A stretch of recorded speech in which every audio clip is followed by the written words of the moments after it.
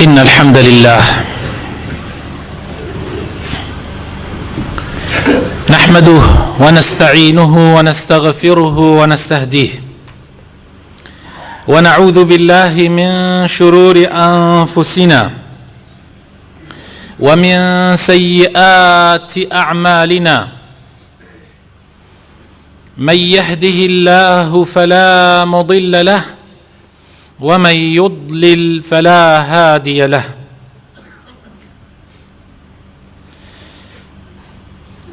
وأشهد أن لا إله إلا الله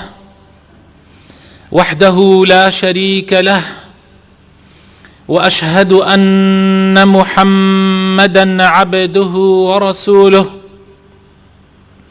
يا أيها الذين آمنوا اتقوا الله وقولوا قولا سديدا يصلح لكم أعمالكم ويغفر لكم ذنوبكم ومن يطع الله ورسوله فقد فاز فوزا عظيما أما بعد فإن أصدق الكلام كتاب الله وخير الهدي هدي محمد صلى الله عليه وسلم وشر الأمور محدثاتها وكل محدثة بدعة وكل بدعة ضلالة وكل ضلالة في النار. خۆشەویستەکانم لە زنجیرە باسەکانی پێغەمبەرناسیە بەردەوامین، بەڵام بابەتی ئەمڕۆمان بابەتێکە تۆزێک زیاد پێویستی بە وردبوونەوە هەیە. داواکارم لە بەڕێستان کە زیاد فکرتان بخەنە لای وتەکان تا جوانتر لە بابەتەکە تێبگەن، چونکە بابەتێکی زۆر هەستیارە. خۆشەویستەکانم، ئاینی پیرۆزی ئیسلام بریتیە لە بیرروباوەڕ و عەقیدە کە مەسئلەکانی ئیمان بەخوا، ئیمان بە مەلائیکە، ئیمان بە کتێبە ئاسمانیەکان، ئیمان بە پێغەمبەران، ئیمان بە ڕۆژی قیامەت، ئیمان بە قەزا و قەدەر ئەگرێتەوە. و بریتیە هەروەها بەشی دووهەم بریتیە لە عیبادەت و پەرستشەکان کە سەرتەڵی عیبادەتەکان نوێژە، ڕۆژووە، زەکاتە، حەجە و باقی ئەو عیبادەتانەی تر کە ئێمە خوای پێ ئەپەرستین. و هەروەها بەشێکی تریان بەشی سێیەم لە ئیسلام بریتیە لە ئەخلاق و خۆڕەوشت، بریتیە لە ئەخلاق و خۆڕەوشت وەکو هەموو مەسائلە ئەخلاقیەکان، ڕاستگۆیی، ئەمانەتپارێزی، دەستپاکی و ئەوەی کە پەیوەستە بە ئەخلاقی ڕۆژانەی ئێمە لەگەڵ خوا، هەروەها ئێمە لەگەڵ بەندەکانی خوا. ئەم سێ بەشەی ئیسلام، بیرروباوەڕ و عەقیدە، عیبادەت و پەرستش، ئەخلاق و ڕەوشت، بنەمای سەرەکی هەیە و لق و پۆپ و فەرعی هەیە، واتە ئوسوول و فروعی هەیە. عەقیدە ئوسوولمان هەیە، فروعمان هەیە. عیبادەت ئوسوولمان هەیە، فروعمان هەیە. ئەخلاقیش ئوسوولمان هەیە، فروعمان هەیە. ئەمە ئەزانم شتێکی ضرورە و زۆر جار تەئکیدیشم لەسەری کردووە من. ئوسوولەکانی عەقیدە و عیبادەت و ئەخلاق بە ئایەتێکی صریحی قورئاندا ئەمەزرێ، یان حەدیثێکی زۆر صریح و صحیحی پێغەمبەر صلی الله عليه وسلم دا ئەمەزرێ. یعنی ئایەتێک دێت یەکلای ئەکاتەوە ئەفەرمێ خوا تاک و تەنیایە. ئەمە لە عەقیدە. تۆ مەجای قسەکردنی تیانە تا بڵێ خوا نەعوذ بالله شەریکی هەیە، مەجای تیانە. خوا تاکو تەنیایە و کۆتایی پێهێنا، محەممەد پێغەمبەرە و کۆتایی پێهێنا، قورئان پەیامی خوایە بۆ محەممەد، تەواو قیامەت دێ، تەواو قەدەر چۆنە و باسەکانی چۆنە خوا یەکلای کردوتەوە بە ئاەتی قورآن کە بە صەریحی ئەی فەرمێ یان حەدیثی پێغەمبەر صلی الله عليه وسلم. هەروەها عیبادەتیش ئوسولی هەیە و فروعی هەیە. بۆ نمونە نوێژ هەر خۆی بۆ خۆی لە ناو نوێژە ئوسولمان هەیە کە بە ئاەت یەکلا کراوەتەوە، بە حەدیثی صحیحی صەریحی پێغەمبەر صلی الله عليه وسلم یەکلا کراوەتەوە. یعنی نوێژ فەرزە. خوای تعالی لە قورئانە ئەفەرمێ و ئەقیموا الصەلاة. هیچ کەسێک ناتوانێ بڵێ نوێژ فەرز نییە و سنەتە، یەکلا بۆتەوە. بە هەمان شێوە لە ئەخلاقیشا خوای تعالی لە قورئانە بەیانی کردووە مسلمان ئەبێ ڕازگۆ بێ، خوا خۆشی بە درۆزنانە نایە. خوای تعالی داوامان لێ ئەکا لەگەڵ ڕاستگۆیانە بین. ئەمە مەجالی تیانە کەسێ بڵێ وەڵاهی درۆیش هەیە و مەجالیش هەیە درۆیش بکەیت و یعنی فرت و فێڵ جگە لەوەی کە بڕێک سنوور هەیە بۆ بڕێ مەسائل. کەوا بوو ئێستا زانیمان لە عەقیدەیە بنەماوس ئەسڵمان هەیە بە ئاەتی قورئان بە حەدیثی پێغەمبەر صلی الله عليه وسلم کە صەریح یەکلا بۆتەوە، مەجالی خلافی تیانە. و هەروەها لە عیبادەت و هەروەها لە ئەخلاقیش. بەڵام لە عەقیدە بڕێ مەسائل هەیە، مەسائلی فەرعیە، مەجالی خلافی تایە، یعنی مەجال ئەوەی تایە دوو ڕەئی هەبێ، سێ ڕەئی هەبێ تایە. بۆ نمونە ئایا ئەو شەوەی کە خوای تعالی پێغەمبەری خوا صلی الله عليه وسلم بەرز کردەوە بۆ لای خۆی لە شەوی ئیسرا و میعراجە، ئایا پێغەمبەری خوا خوای بینی، بە چاوی خۆی خوای بینی؟ ئیبن عەباس ئەفەرمێ بەڵێ خوای بینی، بەڵام دایکە عایشە ئەفەرمێ نەیبینی. یعنی ئەمە سەحابەی پێغەمبەرن صلی الله عليه وسلم، دوانیش ئێکیان وا ئەڵێ یەکیان وا ئەڵێ. شتێک نییە لە قورئانە یان لە حەدیثی پێغەمبەرە ئەم مەسئلەی یەکلا کرد بێتەوە، لە قورئانە هەیە بەڵام عایشە فەرمێ ئەو معنایە ناگەهێنێ. یعنی مەجالی تایە تۆ دوو ڕەئی هەبێ. ئەمە ئەسڵ عەقیدە نییە، ئەمە فەرعەکانێتی، لق و پۆپەکانێتی. هەروەها لە عیبادەتیشە ئێمە وتمان نوێژ فەرزە و مەجالی تیانە، مەجالی ئەی لە ئەولای تیانە. بەڵام شتێلێک هەیە لە نوێژە، لە ڕۆژووە، لە زەکاتە، لە حەجە، مەجالی قسەکردنی تایە. دوو ڕەئی هەڵەگرێ، دەست نوێژ ئەشکێت، باسەکە باسی نوێژە لە ئافرەت، لە دەست پێوەدانی ئافرەت یان ناشکێ. هەر لە زەمان سەحابەوە کۆمەڵێک لە سەحابەکان وتویانە دەست نوێژ ئەشکێ لە دەست پێوەدانی ئافرەت، کۆمەڵێک لە سەحابە وتوێتی ناشکێ. و ئیتر هاتووە هەتا زەمانی ئەبوو حەنیفە وتوێتی ناشکێ، بەڵام ئیمامی شافعی فەرموویەتی ئەشکێ. هەتا ئیمڕۆی خۆمان کۆمەڵێ لە مامۆسایان ئەڵێن ناشکێ، کۆمەڵێک ئەڵێن ئەشکێ. و ئەمە مەسائلێکی فەرعیە و هیچ ئەسڵێکی عەقیدە نییە و ئەسڵێکی عیبادەتیش نییە. ئەگەر دوو ڕەئیش هەبێ هیچ کێشەیەکی تیان نییە و هیچ مشکلەیەکی تیان نییە. هەروەها لە مەسەلەی ئەخلاقیشا خۆشەویستەکانم بە هەمان شێوەیە. یعنی بۆ نمونە ئێمە وتمان درۆ حرامە، ڕاستگۆیی واجب و فەرزە، بەڵام ئایا بڕێک مەسائل هەیە پێی ئەوترێت درۆ یا پێی ناوترێت درۆ؟ یعنی بڕێشت وردەکاریەکان هەیە لەوەیە لەوانەیە زانایان دووسێ ڕەیان هەبێ، مەجالی تایە، چونکە ئەمە ئەسڵ و بنەماکان نییە. ئەمە مەسەلەیەکە زۆر زەرورە بۆ گەورە، بۆ پیر، بۆ گەنج، بۆ ئافرەت هەمووی بیزانی. خۆ ناکرێ ئەم مەسائلانە بەڕاستی بخرێتە پشتگوێ و خلاف دروست بکرێت لەسەر مەسائلێکی فەرعی بچووک،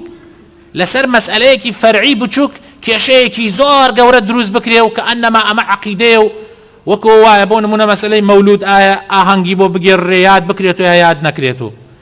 مەسئلەی ئەم مەسائلانە ئەمە وردەکاریەکانن بەڕاستی. ئەمە ئەوە نییە کە تۆ لەسەری کێشەیەکی گەورە دروستکەی و بیکەی بە بەزمێک لە ڕاستیە چارە نەکرێ. نابێ ئەم مەسائلە وردانە بێتە مایەی ئەوەی کەوا ئەسڵەکان لە دەست بدەین. نابێ ئەم مەسائلە وردانە وا بکات کە تۆ ئەسڵەکانی ئیسلامت لەبیر بچێتەوە. پێغەمبەری خۆشەویستمان بابەتی ئەمڕۆمان لەسەر مەسەلەی پێغەمبەر ناسی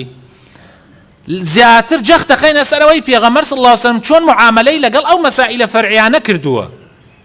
چۆن معاملەی کردووە، ئێمەش با وەک پێغەمبەر بین. مەسئلەیەکەیە لێرە زۆر گرنگە لە مەسەلەی فەرعیات، ئەویش ئەوەیە کە ئەو کەس ئەو عالیمەی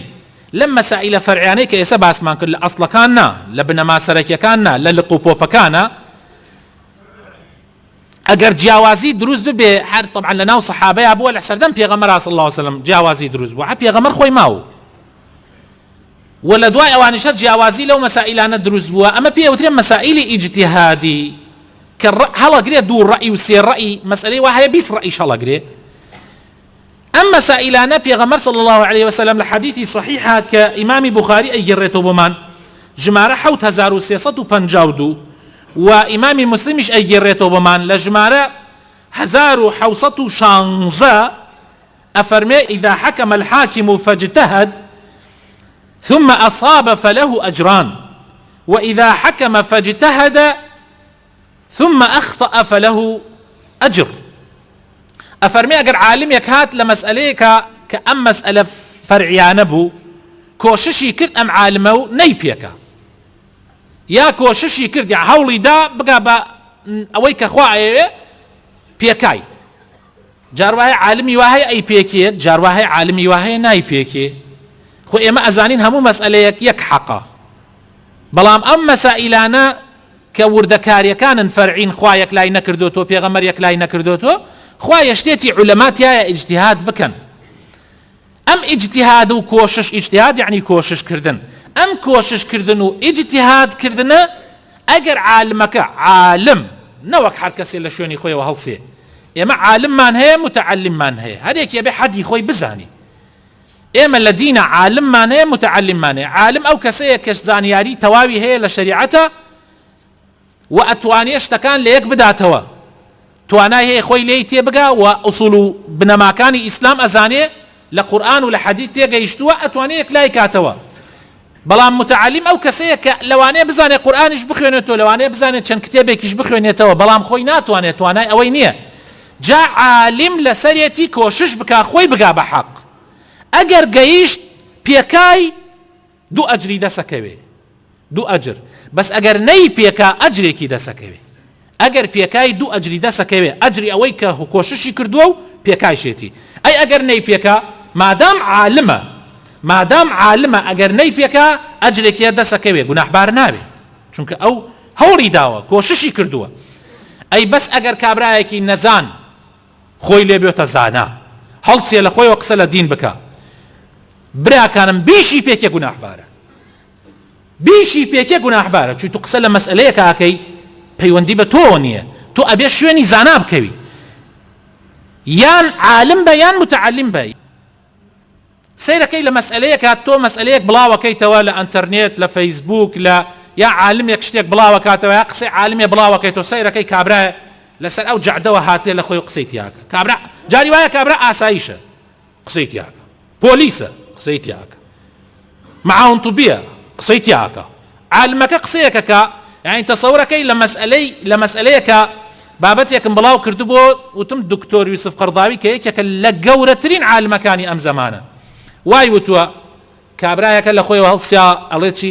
ئەڵێ یوسف قەرضاوی قسەی لێ وەرناگیرێ یا عاقڵ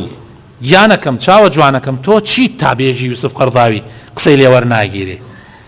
پرسیاریان لە عالمێ کرد وتیان فلان عالم چۆنە فلان عالم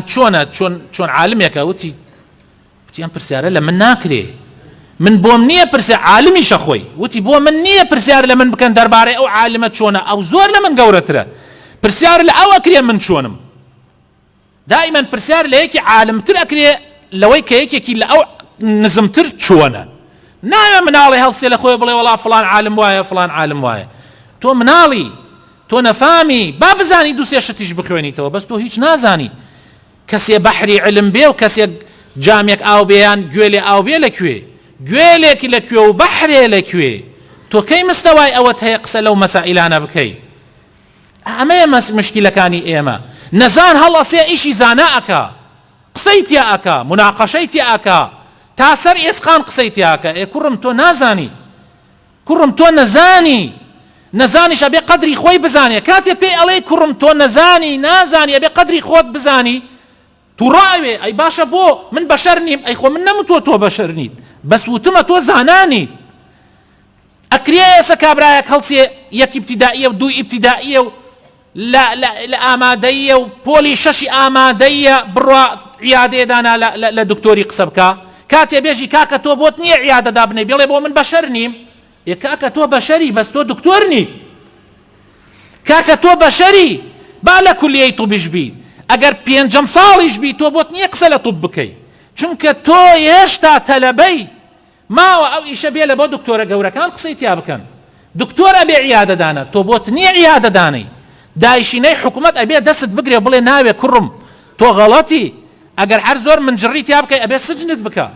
لە دینی شاوایە دین عالمە و متعالم جا ئەگەر هەموو کەس عالم بێ ئیتر عولەما ئیشی چییە ئەگەر هەموو عالم هەر عالم بێ ئیتر کەوابوو ئیتر ئەم هەموو هەڵە ڕوونادا لە دنیا ئەم هەموو کارەساتە ڕوونادا لە دنیا جا ئەم مەسئلە زۆر زۆر مهمە زۆر زۆر گرنگە پێغەمبەر صلی الله علیه وسلم چۆن معاملەی کردووە لەسەر ئەو مەسائلانەی کە جێی خلافن لە بینی خلاف دروست بووەتیایە ڕۆژێکیان لە پاش غەزوەی خەندەق لە پاش غەزای خەندەق کە جوولەکە خیانەتی لە مسلمانان کرد جوولەکە کۆمەڵێک بوون لە مەدینە سێ کۆمەڵ بوون لە مەدینە بەڵام هەر جاری عەشرەتێکیان خیانەتیان نەکرد پێغەمبەر صلی الله علیه وسلم دەریان نەکرد لە مەدینە یەکێک لەوانە خیانەتی کرد کە بەنی قوڕەیظە بوو لە کاتێکا کە محاصەرەی مەدینە درابوو گەمارۆی مەدینە درابوو ئەو لە ژێرەوە مؤامەرەی لەگەڵ دژمنەکانە کرد جا پێغەمبەر صلی الله علیه وسلم زۆر لێیان تووڕە بوو زۆر کاتێک گەمارۆکە بە ئیزنی خوا لاچوو پێغەمبەر صلی الله علیه وسلم نوێژی نیمەڕۆ بوو فەرمووی کەس نوێژ نەکا لا یوصلیەن ئەحەد العەصر إلا في بني قوڕەیظە فەرمووی کەس پشت نەکاتەوە کەس پشت نەکاتەوە نوێژی عەسر کەس نەیکا ئیلا لە ماڵەکانی بەنی قوڕەیظە نەبێ با ئەدەبیان بدرێ فەرمووی خۆتان کۆ بکەنەوە یاڵە ئیتر سەحابەی وابوو لە ماڵە طبعا پێش ئەوەی پێغەمبەر ئەمە بفەرمێ ڕۆیشتووە ماڵ مەسەلەن کەلپەلەکانی داکەندبوو چەک و سلاحەکەی داکەندبوو ئیتر هەر یەکێک و مەشغوڵ بووە شتێکەوە کاتێ پێغەمبەر ئەمەی فەرموو هەر یەکێ ڕۆیشت مەسافەکەش کەم بوو ڕۆشتن خۆیان کۆ کردەوە تیانە هەبوو لە ڕێگا بوو بانگی عەسریدا ئیتر فەرمووی طبعا کە بانگی عەسری دا و یان کاتی عەسراتە پێشەوە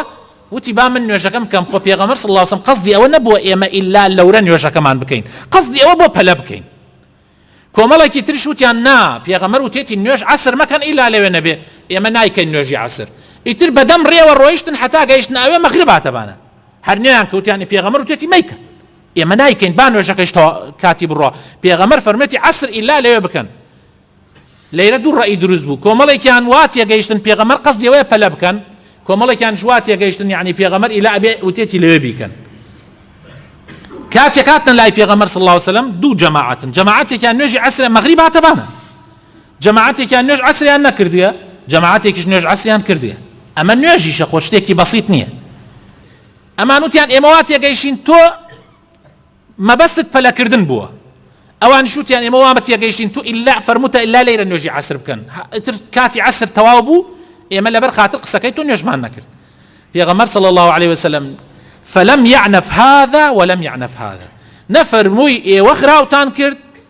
نەتان زانی نەفام بوون جاهل بوون چۆن نوێژتان فەوتان نەبەوانیش فەرمووی ئێوە بۆ بە قسەی منتان نەکرد و پەلەتان کرد نوێژەکەتان کرد يعني پێغەمبەر صلی الله علیه وسلم ئەوە معاملەی کردو چونکە ئەوان هەر یەکێوە نیەت پاکی خۆی وا لە مەوزوعەکە تێگەیشت بوو و مەسەلەکەیش مەجالی دوو ڕەئی تیا بوو بۆیە پێغەمبەر صلی الله علیه وسلم دەنگی لەگەڵ هیچ کامیانە نەکرد ئەم حەدیثە خۆشەویستەکانم کە عەرزم کردن ئیمامی بوخاری لە ژمارەی 946 ئەیگێڕێتەوە و ئیمامی مسلمیش لە ژمارەی 1770 ئەبوو سەعیدی خودری حەدیثێکی ترمان بۆ ئەگێڕێتەوە ئەمەیشیان هە زۆر گرنگە ئەفەرمێ دوو زەلام لە زمانی پێغەمبەر صلی الله علیه وسلم طبعا ئەم حەدیثەی ئەبوو سەعید حەدیثێکی صحیحە ئیمامی ئەبوو داود و نەسائی ئەیگێڕنەوە هەندێتر لە محەدیثین شيخ البانيش أفرمي صحيحة وكومل يزور العلماء أن حدثك صحيحة أفرمي دو زلام لزماني بيغمرة صلى الله عليه وسلم درچون بو سفريك للريقاء كاتي نيوجك هاتبانا أو نبو كاتي نوێژی مەسەلەن نوێژی عەسر بوو یا نوێژی نیوەڕۆ بوو ئاو نەبوو، ئاویش نەبێت و چیەکەی؟ کاتی نوێژ هاتەبانە ئاو نەبێ تۆ چیەکەی؟ تەیەموم ئەەکەی کە ئاو نەبوو دەست نوێژ بگری، تەیەموم ئەەکەی، دەسەدەیتە زەویە بسم الله ئەەکەیت و نیەتی تەیەموم و نوێژ حەڵاڵکردن لەسەر ئەهێنیت، دەسەدەیتە زەویە و فوەکەیتە دەستا و دەم چاوت مەسحەکەیت و هەردوو دەست مەسحەکەیت و تر نوێژەکەت ئەەکەی. ئەمە تەیەمومە. سەحابەکان هەردیان تەیەمومیان کرد و نوێژەکەیان کرد. دوای ئەوەی نوێژەکەیان کرد هەندێک ڕۆیشتن ئاویان بینی، یەشتان کاتی نوێژەکەی شماوە، یعنی یەشتان کاتی نوێژەکەی تر نهاتەتەبانە، یەشتان کاتی ئەم نوێژە ماوە ئاویان بینی. ئەی لێرە چی ئەکەن؟ سەحابەی ئەویان دیکیان وتی وەڵام من نوێژەکەم دووبارە ئەکەمەوە. ئێمە بۆیە تەیەموم دروسە ئەگەر ئاو نەبێ. ئێستا ئێمە ئاومان بینی، من دووبارە یەکەمەوە نوێژەکەم، دووبارەی کردەوە. ئەوی تریان وتی وەڵا برا من دووبارەی ناکەمەوە، ئەو کاتەی کە کاتی نوێژ هاتەبانە ئاو نەبوو، من تەیەمومم کرد و تەواو نوێژەکەم کرد، ئیتر پێویست ناکە من نوێژەکەم دووبارەکەمەوە، بۆ دووبارەی کەمەوە. ئابەم شێوە ڕۆیشتنە خزمەتی پێغەمبەر صلی الله عليه وسلم. مەوزوعەکەیان بۆ پێغەمبەری خوا گێڕایەوە. پێغەمبەری خوا صلی الله عليه وسلم چی فەرموو؟ زۆر گرنگە ئەم مەسائلانە، زۆر ضرورە ئێمە بیزانین، زۆر ضرورە ئێمە بیزانین. مشکلەی ئێمە ئەوەیە لەم مەسائلانە تێناگەین، نازانین ئەمانە ئیجتیهادین، مەجالی دوو ڕەئیتیایە، قسەی دوو هینیتیایە، یەک لایەکەینەوە، یەک لایەکەینەوە، بە توندیش یەک لایەکەینەوە، بەرامبەرەکان یەکسەر بە بیدعەتچی و بە تاوانبار لە قەڵەمە دەین. ئەمەش لە ڕاستیە لەگەڵ دینی ئیسلامە نەگونجاوە. پێغەمبەر صلی الله عليه وسلم فەرمووی بەمەیان کە دووبارەی نەکردەوە، فەرمووی ئەصەبتە السنە، فەرمووی تۆ سنەتی منت پێکا. یعنی ئەگەر پێغەمبەر خۆشی بوایە نوێژەکەی دووبارە ناکردەوە، ئەی بەوەی تریان کە دووبارەی کردەوە، فەرمووی هەی بیدعاچی تۆ بۆ دووبارەت کردەوە؟ نەوەڵڵا. فەرمووی وأجزأتك صلاتك، للروايتك ترى أفرمي ولك الأجر مرتين، فەرمووی تۆ نوێژەکەی تۆش دروستە و دوو ئەجریتیش دەسەکەوێت، چونکە تۆ لەبەر خاتری خوا دووبارەت کردەوە. ومەجالیشی تایە قسەکردن، یعنی ئەم مەسئلە مەجالی قسەکردنی تایە، بۆیە دوو جار تو خێرت دەسەکەوێ. ئەمە مەسئلەیەکە زۆر زۆر گرنگە، زۆر زۆر گرنگە ئێمە بیزانین کەوا بوو هەر مەسئلەیەک لە بنەما سەرەکیەکان بوو ئەوە مەجالی تیانە ئاەتی قورئانێک لای کرد بێتەوە، مەجالی تیانە. ئەگەر تۆ لەوەیان مەسئلەی خلافی دروست بکەی، ئیسا لە عەقیدە کەسێ لە مەسئلە عەقیدیەکانە خلاف دروست کە ئەوەی کە یەکلا بۆتەوە، ئەوەی کە ئوسوول و بنەمایە، ئەگەر مەسەلەن بۆ نمونە خوایە کە ئەو بڵێن خوا شەریکی هەیە، هاوار بکاتە غەیری خوا، ئەوە لەوێ پەنا بەخوا ئەگەر بزانێ و شارەزا ببێ کە ئەمە ئاەتی قورئانە یا حەدیثی پێغەمبەرە و بەخۆی بزانێ پێی کافرە بێ. لە مەسەلەی عەقیدە و بنەما سەرەکیەکانە ئەگەر ئینسان خلاف دروستکە کافرە بێ. لە مەسەلەی بنەما سەرەکیەکانی عیبادەتە ئەگەر ئینسان خلاف دروست بکە بەڕاستی سەری لێ ئەشێوێ، گومڕا ئەبێ، لە ڕێگا لا ئەدا، چونکە باشترین ڕێباز ڕێبازی پێغەمبەرە. ئەگەر لێت لادا کەوابوو گومڕا ئەوی، ئەوەیە کە پێغەمبەرە فەرمێ خەیر الهەدی هەدی محەممەد، باشترین ڕێباز ڕێبازی پێغەمبەرە، یعنی لە بنەما سەرەکیەکان ئەوەی کە ئاەت و حەدیثێک لای کردوتەوە. لە مەسئلەی ئەخلاقیشە هەروایە، ئەگەر نەعوذ بالله لە ئەسڵەکانە لادەی خەتەرە زۆر، بۆیە ئەبێ ئینسان ئاگادار بێ. بەڵام لە مەسەلە فەرعیەکانە مەجالی تایە، ئەوە تا پێغەمبەر صلی الله عليه وسلم ئاوا معاملە لەگەڵ سەحابەکانی ئاکا. و لە دوای ئەوەش لە دوای پێغەمبەر صلی الله عليه وسلم، یعنی سەحابە ئەبوو بەکر و عومەر خلافیان بووە لە چەندین مەسئلەیە، هەل لە مەسەلەی شەڕکردن لەگەڵ ئەوانەی هەڵگەڕانەوە لە ئیسلام لە دوای پێغەمبەر صلی الله عليه وسلم، حتا زۆر مەسائل. ابن مسعود و ئیمامی عومەر دوو کەس بوون لە سەحابەکانی پێغەمبەر صلی الله عليه وسلم، هەردوویان عالم بوون. ئەم دوو عالیمە لە منهەجەکەیان زۆر لە یەک ئەچوو، یعنی لە زۆر چشتە ابن مسعود و عومەر هەن بەیەکەوە، بەڵام لەگەڵ ئەوەیشا عولەما ئەڵێن لە 100 مەسئلە زیاترە خلافیان بووە، لە 100 مەسئلەی فەرعیە جیاوازی هەبووە لە نێوان ئەو دوو کەسە کە منهەجەکەیان وەکو یەک وایە. و ئیتر بگرە لە ناو سەحابە بەردەوام ئەم شتانە هەر هەبووە، لە فەرعەکانە خلاف هەبووە، مەجالی تشیتایە. و ئەمە شتێکە بەو فراوانیە تەماشا کراوە. لنيواني الصحابة كاني بيغمر صلى الله عليه وسلم لدواي بيغمري خو لدواي صحابة كاني بيغمر صلى الله عليه وسلم هر أم بوه هر أم خلافة هر بوه لفرعية كان لزماني إمام مجتهد كان أبو حنيفة مذهبي أبوه إمام مالك مذهبي أبوه إمام شافعي إمام أبو حنيفة إمام أحمد أم مذهبانا زور جوازيان هي لزور مسائل جوازيان هي باورك هن مسائل جوازي كان كلا فرع كان جوازي تيا أقاب بالنزيكي مليون جوازي يعني مليون جوازي جهر كسيكو هلسي لمسألة كي وردا جوازي دروسكا وبدعة وسنة تيابكا جاي مليون فرقة ما انتها دروس أبي روجه كان لزماني إمامي مالكا جاها معالم حزا كان رأي خوي بس حزاني حزا كان رأي كي بلاو بيتو عادة وايه لزماني إمامي مالكا خليفي منصور هبو خليفي مسلمانان بولو كاتا إمامي مالكي بان كردو بيي فرمو مالك أجر رأيت لسربي حزا كم كتابكت كم موطئ ناوى أو موطئك استنساخي كم يعني طبعي بكم وبلاوي بكم وبو حمو ولاتا كان وشاروديا كان أما بيوتا منهج يعني أما بيوتا منهج وكس لمن لا ندى ولا زماني خليفة هارون الرشيد شاء عينا إمامي مالكي بانكر وتي أجر رأيت وابي كتابي موطأ بديواري كعبية هلواسين يتر أو بيوتا منهج كس لا ندى لو مذهب إمامي مالك زور قسيكي مهمي فرمو يا أمير المؤمنين فرمو أميري إيمان داران إن اختلاف العلماء رحمة من الله فرمو اختلاف علماء لمسألة فرعية كان أمر رحمتك لا ينخواوة لسر أمتي إسلام كل يتبع ما صح عنده هر عالمك شويني أو أكيك بصحيحي جيشت وتلاي أو وكل على هدى هرهم يان لسر صحيحين وكل يريد الله عز تعالى هرهم مش ما بس إخوايا وفقك الله أبيش فرموي يا ربي خوا سرد بخا أي أبا عبد الله يعني هارون الرشيد دعاي خيري بوكرت كأما ندلي فراوانا عالميك كحزيش بكار رأيك أي خوي بلاو بيتو بلا مجاليش أداك قصيتريش به ناكري إمام الشافعي عادتي لا إمام شافعي ومذهب إمام شافعي أولا لن يجي بيانيانا لركات دوما قنوت خيونا أما بسنتي يزاني إمام شافعي وبريك بلغي هي لسري ولكاتي قرآن خويندني شاك دسي بيكي لن يجي جهريا كان وكن يجي بياني ونيجي عشاء أوانا للاي إمام شافعي بسم الله بدني برز أبي بخوين ري بلام إمام الشافعي خوي أتشيتا مزقوتكي إمام أبو حنيفة لباش مردني إمام أبو حنيفة چونك إمام الشافعي كلدايك أبي إمام أبو حنيفة أو صلاة وفاتك يعني چند صلاة وفاتي كردوا أتشي بو مزقوتكي تلبكاني إمام أبو حنيفة ريز أقرن لم إمام قوري نارين أما والإمام جاوازي هي أي خنا برنيوجي لمذهب إمام أبو حنيفة قنوتي بيانيان سنة النية إمام الشافعي چيا كان ليرة ندنگ برزكاتو لفاتحة نقنوتي بيانيش أخواني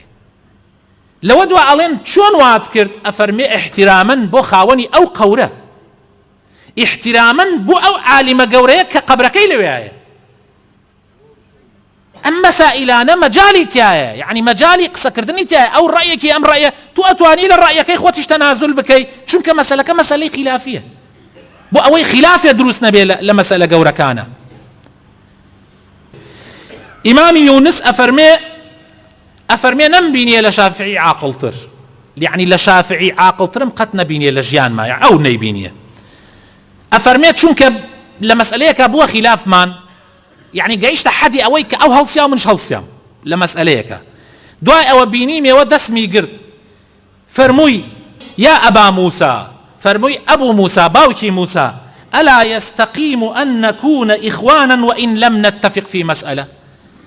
فرموي ناكري إيه ما هردك من هر براكي جاران بينو بعلى مسألة شا متفق نبي شكي شيء بحب براكي جاران بين كي مشكلة منو تو أقل لموضوعك خلافية متفق نبي پیاو چاکان ئاوا تەماشایان کردووە ڕۆژێکیان ئیمامێک پیاوێکی گەورە ئەچێتە مزگەوتێکەوە یەکەم شەوی ڕەمەزان یەک یعنی کە بەیانی ڕەمەزانە ئەچێتە مزگەوتەوە